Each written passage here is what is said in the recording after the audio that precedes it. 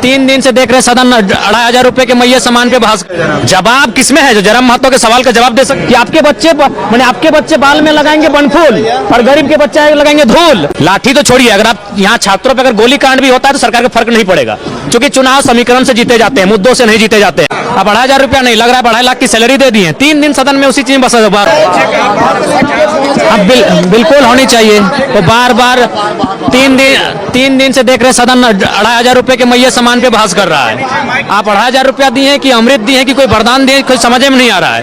अब 2,500 रुपया नहीं लग रहा है, 2.5 लाख की सैलरी दे दी है। 3 दिन सदन में उसी चीज में बस हुआ। इसीलिए हमने कहा कि आपको एक गरीब आदमी को, एक लाचार व्यक्ति को 2,500 रुपया दिए हैं, उसका आप महिमा मंडन कर रहे हैं, तब सार्वजनिक कीजिए।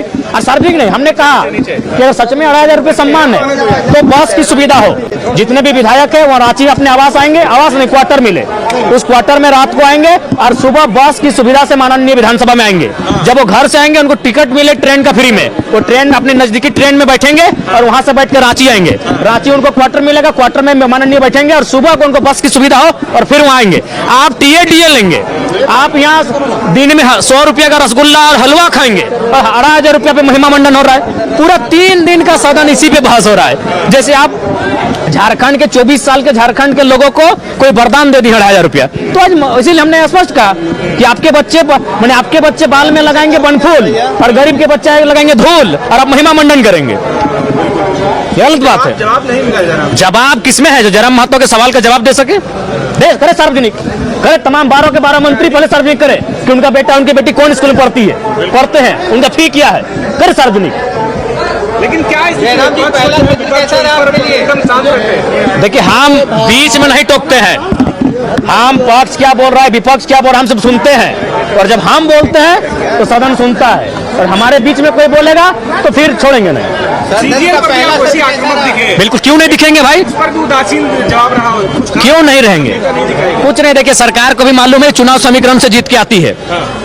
लाठी तो छोड़िए, अगर आप यहाँ छात्रों पर अगर गोली कांड भी होता है तो सरकार को फर्क नहीं पड़ेगा, क्योंकि चुनाव समीकरण से जीते जाते हैं, मुद्दों से नहीं जीते जाते हैं। सरकार को जो वोट देने वाला पक्ष है वो एक बहुत बड़ी आबादी है।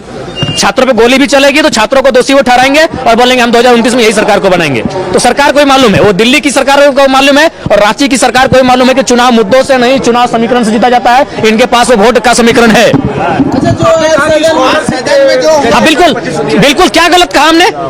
ये 18 साल की लड़की को 2,500 रुपया देंगे और महिमा मंडन करेंगे। हमने कहा आप उसको अगर स्कूल जाने से पहले पैसा देंगे तो चाट, छोला और सिंगाड़ा में खर्च करेगी, वो अपने श्रृंगार के सामग्री में खर्च करेगी। आप स्कूल जाने दीजिए, उसका अटेंडेंस होने दीजिए, उसके बाद स्कॉलरशिप के रूप में 2,500 रुपया दीजिए, यही पैसा दीजिए, लेकिन नजरिया बदलिए। सरकार तो इस उपलब्धि बता रही है। उपलब्धि है कि क्या है वो जैसे जैसे दिन बीतेगा पता चलेगा। अरे यादवों को तो मालूम ही नहीं चला कि हम कौन सा मुद्दा उठाए हैं, इसीलिए बोल रहे थे मैक्सिमम पढ़े लिखे मैंने विधायकों को भेजिए। आधों को मालूम है नहीं कि हमने कौन सा मामला उठाया, सीडी रेशियो क्या है, इनको आधों को मालूम नहीं है।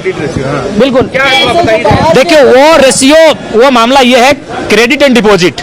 उसका मतलब है कि हमारे राज्य की जो बैंक हैं वो बहुत ज्यादा पैसा पड़ोसी राज्य के बैंकों को ट्रांसफर करती है, और क्या होता है हमारे राज्य के लोग ग्रसित हैं, शोषित हैं, और सबसे मजेदार बात मुख्यमंत्री उनके अध्यक्ष होते हैं। तो भाई उन पैसों को अगर आप अपने पास रखेंगे तो आप युवाओं को लोन दीजिए, आप किसानों को लोन दीजिए, आप महिलाओं को लोन दीजिए और उनको आत्मनिर्भर बनाइए। और आरबीआई का गाइडलाइन कहता है कि 70% तक होना चाहिए। झारखंड का 36% है, बाकी जो स्टेट है 100% के आसपास है। तो आप तुलनात्मक अध्ययन में देखिए कि आप कितने पीछे हैं इन विषयों में। जयराम जी, आपने जो बच्चों वाला सवाल उठाया उस पर उनको तकलीफ हुई होगी? आपने कहा कि जांच होनी चाहिए। बिल्कुल, क्या तकलीफ भाई? 81 ज्यादा कि 3.25 करोड़ ज्यादा? 81 के बच्चों पे हमने सवाल उठाया, आपकी हालत खराब हो गई। और 3.5 करोड़ के बच्चे कहाँ हैं? धूल में हैं, सिलेट के जगह प्लेट लेके खिचड़ी खा के पढ़ रहे हैं। 81 के बच्चे मैंने अमृत वाले हो गए और बाकी लोग क्या धूल में पलेंगे? बिल्कुल जांच होनी चाहिए, तभी सरकारी सिस्टम दुरुस्त होगा। न तो कोई बजट का मायने नहीं है, कोई बजट का मायने नहीं। आप कितना भी अच्छा सुंदर बजट क्यों ना लाए, वो भ्रष्टाचार की भेंट चढ़ जाएगा। पिछला बजट का आपने भी जिक्र किया कि यूज नहीं हो पाया, फिर बिल्कुल, जब प्रथम अनुपूरक बजट यूज हुआ ही नहीं तो फिर द्वितीय अनुपूरक बजट जो लेकर आप आए हैं ये केवल और केवल मंत्रियों की शान शौकत बढ़ाने के कार्य आएगा। जयराम जी, एक मामला आज जो सदन में जो बात ठीक है, मौका दिया जाए, देखते हैं। अभी शुरुआत हुआ है, कुछ दिन देख लिया जाए सरकार को। सदन में जो आज कैसा रहा आपका ये 4 दिनों का? ठीक ठाक रहा। सदन में जो आज हेमलाल मुर्मू ने बोला है वो कैसे हम देखते हैं? देखिए मेरे हिसाब से मर्यादा में नहीं थे वो, उन शब्दों से, चूंकि वे लोग माननीय हैं, वो कई वर्षों से राजनीति कर रहे हैं, उन शब्दों पे उनको परहेज करना